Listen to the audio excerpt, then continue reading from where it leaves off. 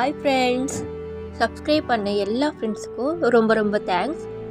நிறைய பேர் சப்ஸ்கிரைப் பண்ணாமலே வீடியோஸ் பார்த்துட்ருக்கீங்க.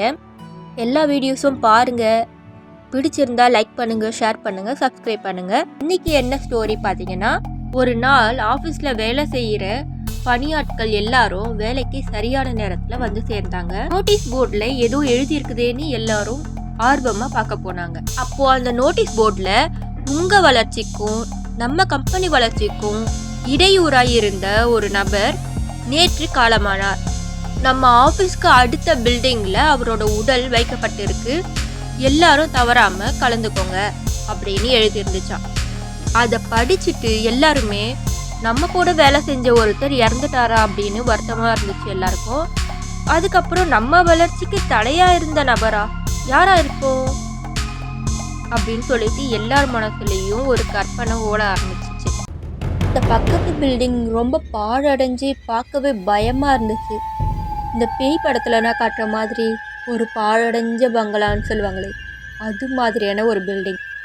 அந்த பில்டிங்குள்ளே போக போக அவங்களுக்கு ஒரே பயமாக இருந்துச்சு. ஒருத்தர் மாற்றி ஒருத்தர் கையை பிடிச்சிக்கிட்டே நடந்து போனாங்க. அப்படி இருந்தும் ஏதோ சவுண்டு கேட்குற மாதிரியே ஒரு ஃபீல் அவங்களுக்கு. அது வேறு எந்த சத்தமும் கிடையாது, அவங்க ஒவ்வொருத்தரோட ஹார்ட் பீட் தான். ஒவ்வொருத்தருக்கும் அவ்வளோ வேகமாக ஹார்ட் பீட் பிடிக்க ஆரம்பிச்சு இதெல்லாம் படப்படன்னு காற்றுல ஆடிட்டு இருந்துச்சு. ஒரு சிலருக்கு அவங்க கற்பனையில் அவங்களுக்கு கொலுசு சவுண்டெல்லாம் கேட்க ஆரம்பிச்சிச்சு. அங்கே ஒரு சவப்பெட்டி இருந்துச்சு. அந்த சவப்பெட்டி பக்கத்தில் யாருமே இல்லை. அவங்க வீட்டு நபர்கள் அந்த சவப்பெட்டி பக்கத்தில் இருப்பாங்க, அழுவாங்க, அவங்க சொந்த பந்தங்கள் எல்லாம் இருக்கும். ஆனால் அந்த சவப்பெட்டி தனியாக இருந்துச்சான். எல்லாருக்குமே ஒரே பதட்டமாக இருந்துச்சு. யாரா இருக்கும், சவப்பெட்டி மட்டும் இருக்குதே. ரொம்ப பயத்தோட அந்த சவப்பெட்டியை நெருங்க த்ரில்லர் மூவில வர மாதிரி இருக்குன்ட்டு கொஞ்சம் பயந்துட்டே ஒருத்தர் பின்னாடி ஒருத்தரா அந்த சவப்பெட்டி நோக்கி போனாங்களாம். அந்த கூட்டத்துல சில பேர் அதை யார் எழுதி வச்சாங்கன்னே தெரியல, அதை நம்பிட்டு நம்ம வேற இதுக்குள்ள வந்து மாட்டிக்கிட்டோம். இங்க நிஜமாவே யாருன்னா இருக்காங்களா இல்லையானே தெரியலையே, ஆள் நடமாட்டமே இல்லையே அப்படின்னு பேசிக்கிட்டே வராங்க. சவப்பெட்டி கிட்ட போக போக எல்லார் மனசுலையும் யாரா இருக்கும், நம்ம வளர்ச்சிக்கு தடையா இருக்கிறவங்க, நல்ல வேலை அவன் இறந்துட்டான் அப்படின்னு நினைச்சிட்டு சவப்பெட்டிக்குள்ள எட்டி பார்த்தாங்களாம். எல்லாருக்குமே பெரிய ஷாக்கா இருந்துச்சு. அதுல ஒரு முகம் பார்க்குற கண்ணாடி ஒண்ணு வச்சிருந்தாங்களாம். சவப்பெட்டிக்குள்ள யார் யார் எட்டி பார்க்குறாங்களோ அவங்களோட முகம்தான் அந்த கண்ணாடியில தெரிஞ்சிச்சான். கண்ணாடிக்கு பக்கத்துலயே ஒரு விஷயம் எழுதி வச்சிருந்தாங்களாம். உங்க வளர்ச்சிக்கு நீங்க மட்டும்தான் காரணம். நீங்க வளரணும்னா அது உங்க கையில மட்டும்தான் இருக்கு. உங்க வளர்ச்சியை உங்களை தவிர வேற யாராலையும் தடுக்க முடியாது அப்படின்னு எழுதிருந்துச்சான்.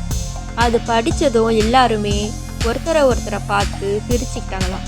இதுலேருந்து என்ன தெரியுது, உங்க வாழ்க்கைய உங்க முதலாளியால மாற்ற முடியாது, உங்க ஃப்ரெண்ட்ஸால மாற்ற முடியாது, உங்க ஃபேமிலி மெம்பர்ஸால கூட மாற்ற முடியாது. அதனால் உங்கள் மேலே நீங்கள் நம்பிக்கை வைங்க.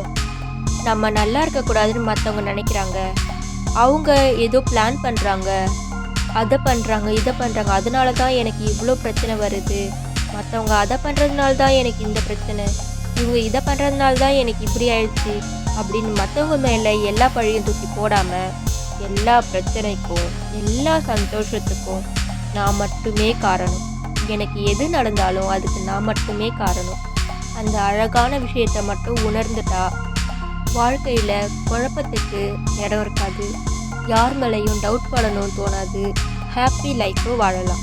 நாளைய வாழ்க்கையை சிறப்பாக மாற்றுவது இன்றைய எண்ணங்களும் செயல்களும் தான். தேங்க்யூ ஃபார் வாட்சிங்.